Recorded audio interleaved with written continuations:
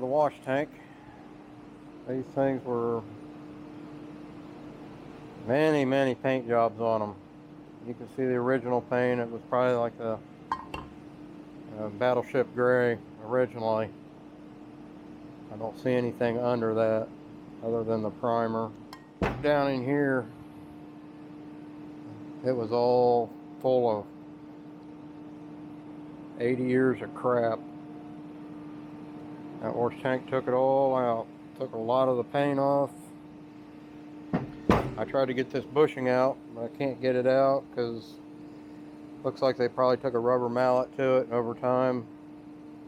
And there's like 2.5 threads, or 2 threads that are smashed. So I can get it that far right there without having to tap it off. If I'm not going to do that, I'm probably just going to put that in the mill and machine a couple threads off of that so I can get that off and pull that out. I already pulled all the wicking out of it, so I can put all new wicking in it. Hey guys, welcome back. My name is Doug. I've been working on this for over the last year. I'm to the point now to where I can put my overarm supports back on, but I'm having an issue with the brass bushing that is stationary and the overarm support, and then the bushing that goes on to the arbor that rides in the brass. It's just super tight. I can get it in there by, I could actually, I could beat it in there, but you can't turn it. It's just so tight. There is some scoring in there. I got a smooth stone. I did hone it some time ago, got it back smooth. You could tell on some of these that I have where they were just running. I mean, these are hardened, so they're not gonna warp out or anything, but you could see where they got hot. They're starting to blue in spots. So, and I don't even know if they're even round anymore, depending on how hot they got, I guess. But anyways, some time ago, I saw Keith Rucker's video with the interviewing the gentleman that worked for K&T back in the 70s, 80s, 90s, something like that. He left his email address. I emailed him. He called about a week or week and a half later. I told him what problem I was having with these being so tight, and he says, "Well, is the slit, does it have its piece of wood still in it?" This slit right here, you'd think it'd be in there, for crushing, expansion. You run the nut on it to draw it snug onto, the bushing. I wouldn't think. I figured, okay, it's got to be there just so it can squeeze down on to here. But why this thing is so damn tight? He said, yeah, well, there's supposed to be a piece of oak in here, piece of wood.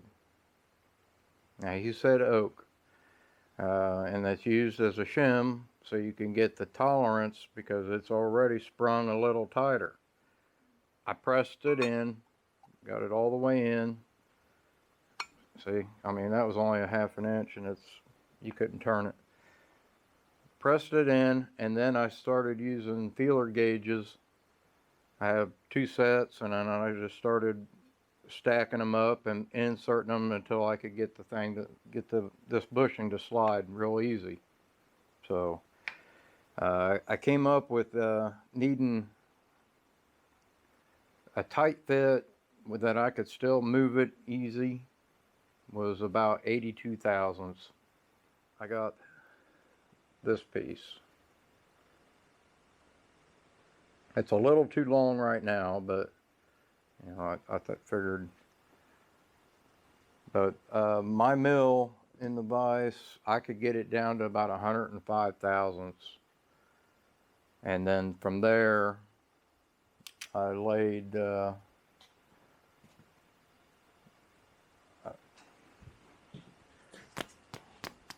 had this piece of emery cloth, 80 grit, and I laid that on my vise and was holding it, and then I'm holding this, and you know, I'm sanding it, and I got it, getting it down. You know, even with 80 grit with this oak, it was, you know, I felt like I was sanding forever. You know, only to, you know, take 10 thousandths off. So I kept working it, and got it down. Got it down 81 thousandths. You know, in the middle, it's about 80, 85. I mean, you can't, I couldn't find anything. I tried to use something flat, get direct pressure, but you just couldn't hold this. So, you know, I just did my best. And then I also held it a little crooked so I could get a taper on one side of it so it could go in and expand into this cut. So now I guess I'm ready to insert it. Then I had some more work to do to it. But okay, so what I did, that's how tight that is. And then I cannot turn it.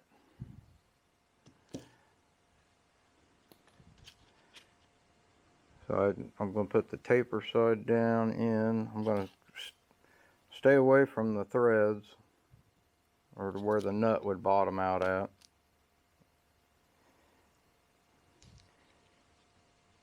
I mean, I'm pushing it right in. So it's really not spreading it much.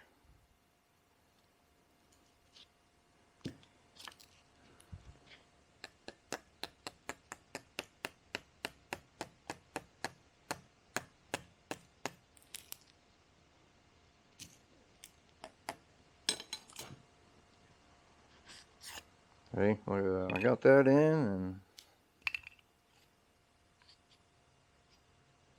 it's enough to, it doesn't fall through, but it's about as tight as what the support goes onto the overarm. So it's, you know, that's a lot better than what it was. Plus you need a little tiny bit of room in there for this to spin and the oil to go around. Because you know, I'm going to do it all, finish it up off camera and get it put together, but I just, basically the video is just to show and let people that don't know about K&Ts, which I had no clue, and apparently, you know, a lot of other people don't know it, you know, because they bore them out. But a little piece of oak goes in there. It took me a half hour to mill that down. Really light, fine cuts.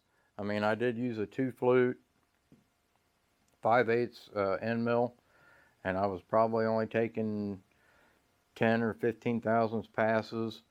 You know, there for a while when I had the big piece, I was taking 100 thousandths passes, but then I started noticing, you know, it was chipping out on the corners, and then you know, yeah, anyway, yeah, there it is, and I'll finish this up. All right, I decided, you know, I'd get it together and show you, but I took my razor knife and just kept shaving it real slow, and then I took this real fine file, went over it real smooth, and kept scoring the front back and forth until I got it to basically break off, you know, and then I went over that with the file. You can see where, you know, they've been beating the crap out of it. But this side here was actually mushroomed, where they'd take a mallet or something you know, whether it be a lead hammer or soft blow or something, where they would beat this thing onto the shaft. It was so tight. And then I had to actually take an end mill and lay this on my mill, the whole thing down, and I had to machine all these about 2 threads off of it because it was so mushroomed and I couldn't get the nut off of it. With it being expanded now, this thing's probably going to be tighter than balls to get on. But it'll loosen up. I still got mushroom threads that I'm forcing this thing over, but I can't take. I'm about half afraid to take any more off. Well, I'll figure it out, I guess.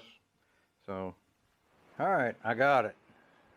Basically, what I did is I took the bushing out, put it over in my lathe on the inside, spread it a little bit, took the wood piece out. And then I held a file while it was running slow RPM, and I just kept filing, you know, rolling this edge right here until I could get majority of that thread off. It was still snug, so I basically put it back together. I redid the wicking, you know, while I was in there. So basically put it all together, got the nut on, and made sure it was still loose. But I got it past this thread. That's what you want right there. I mean, it's a little tighter than what it was, but I don't think once that thing gets oil soaked, the wood is going to crush down a little more. But it should only go so far and then stop. That's why it's, you know, you use oak, a hardwood. But it took me a little bit to finesse the bushing. I had to push it in and out a little bit to try to get the wick to go into the bush. But I got it. And there's probably 3 or 4 inches of wicking inside of the reservoir. Now it'll take a little bit because it's starting to pull it into the taper now, so it'll draw it tight. So I just want to leave it. I don't want the bush to move.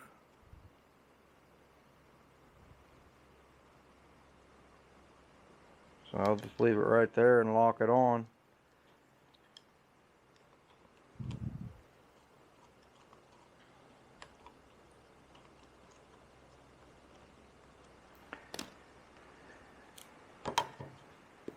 Now I'm ready to put my arbor supports on there. Kind of cool. Alright guys, thanks for watching.